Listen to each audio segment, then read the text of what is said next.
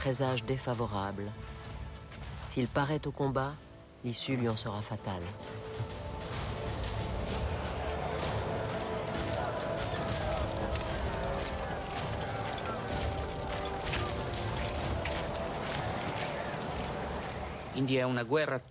C'est une guerre terrible, violente et cruelle, conduite par deux armées l'une contre l'autre, qui combattent de la même manière.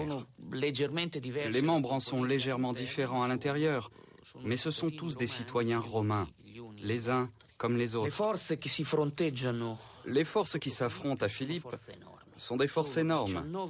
Il s'agit de 19 légions avec environ 17 000 cavaliers du côté d'Antoine et d'Octavien, tandis que Brutus et Cassius disposent de 17 légions et comptent un nombre majoritaire de cavaliers, environ 20 000. Ce sont des forces à peu près équilibrées. Il y a près de 100 000 hommes de part et d'autre.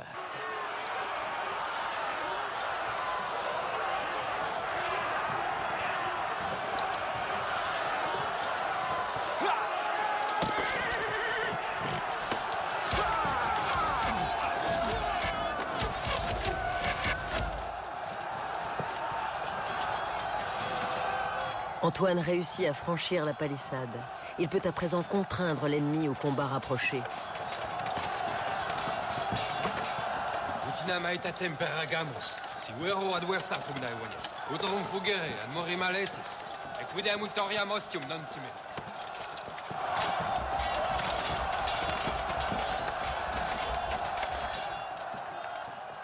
Au même moment, Brutus s'attaque au camp des Césariens.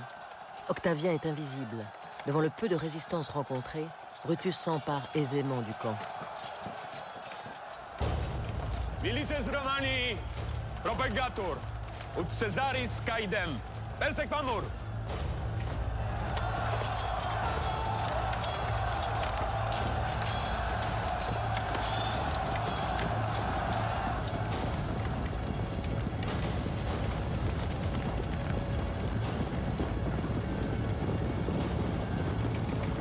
Antoine décide de scinder en deux groupes sa cavalerie.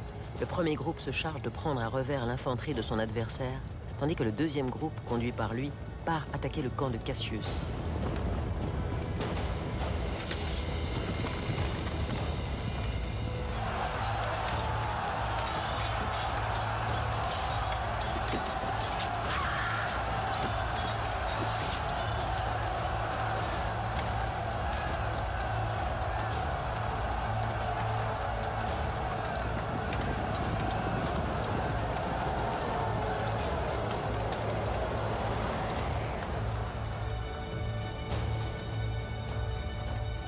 Tantum oratus sum, ut amoris cosa, ut diligentissimum amicum, viderem ab ostibus captum.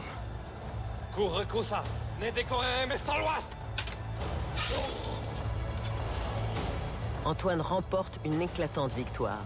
Il a atteint ses objectifs. Forcé le combat, franchi la palissade et pris le camp de Cassius. Brutus est victorieux. Il a pris le camp césarien. Mais Cassius s'est trompé. Pire, il a cru Brutus prisonnier. Cassius a mal apprécié la situation, probablement en raison de l'opacité des fumées du combat. Il perd la vie stupidement à 45 ans, le jour de son anniversaire. Il était réputé pour son autorité, sa sévérité. Il avait toute l'estime de ses troupes qu'il commandait avec une extrême discipline. C'était le meilleur général des armées républicaines. Le suicide de Cassius va coûter cher à Brutus.